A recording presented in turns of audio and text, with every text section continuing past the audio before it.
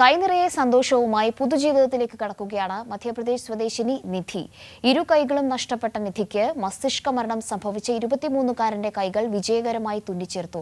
ഡോക്ടർമാർക്ക് മധുരം നൽകിയും നന്ദി അറിയിച്ചുമാണ് നിധി ആശുപത്രി വിട്ടത്. ഈ റിപ്പോർട്ടോടുകൂടി ഇന്നത്തെ ഗുഡ് മോർണിംഗ് കേരളം ഇവിടെ പൂർണ്ണമാവുകയാണ്. ശേഷം കാണാം സ്പീഡ് ന്യൂസ്. നമസ്കാരം. 1.5 മാസത്തിന് ശേഷം ആശുപത്രിയിൽ നിന്ന് മടങ്ങുമ്പോൾ നിധിയുടെ കണ്ണുകൾ നിറഞ്ഞിരുന്നു.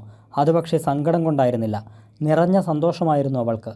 മരണാനന്തര അവയവദാനത്തിൻ്റെ മഹനീയ മാതൃകയായി തനിക്ക് കൈകൾ പകർന്നു നൽകിയ 23-കാരൻ്റെ കുടുംബത്തോടും തനിക്ക് പുതുജീവിതം സമ്മാനിച്ച ഡോക്ടർമാരോടും സ്നേഹത്തോടെ പരിപാലിച്ചവരോടുമെല്ലാം നിധി കൈകൂപ്പി നന്ദി അറിയിച്ചു.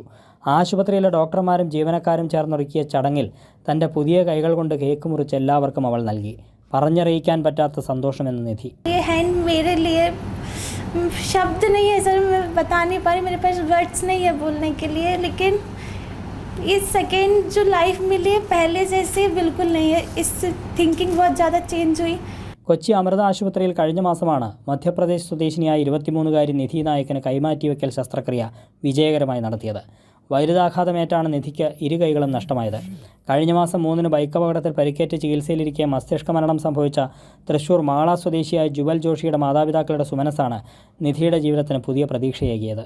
അമൃത ആശുപത്രിയിലെ പ്ലാസ്റ്റിക് ആൻഡ് റീകൺസ്ട്രക്റ്റീവ് സർജറി വിഭാഗം ചെയർമാൻ ഡോക്ടർ സുബ്രഹ്മണ്യയുടെ നേതൃത്വത്തിലുള്ള സംഘം 16 മണിക്കൂറോളം നീണ്ട സങ്കീർണമായ ശസ്ത്രക്രിയയിലൂടെയാണ് നിധിക്ക് കൈകൾ മാറ്റിവെച്ചത്. അമൃത ആശുപത്രിയിൽ വിജയകരമായി പൂർത്തിയാക്കുന്ന 15ാമത്തെ കൈമാറ്റിവെക്കൽ ശസ്ത്രക്രിയയായിരുന്നു ഇത്.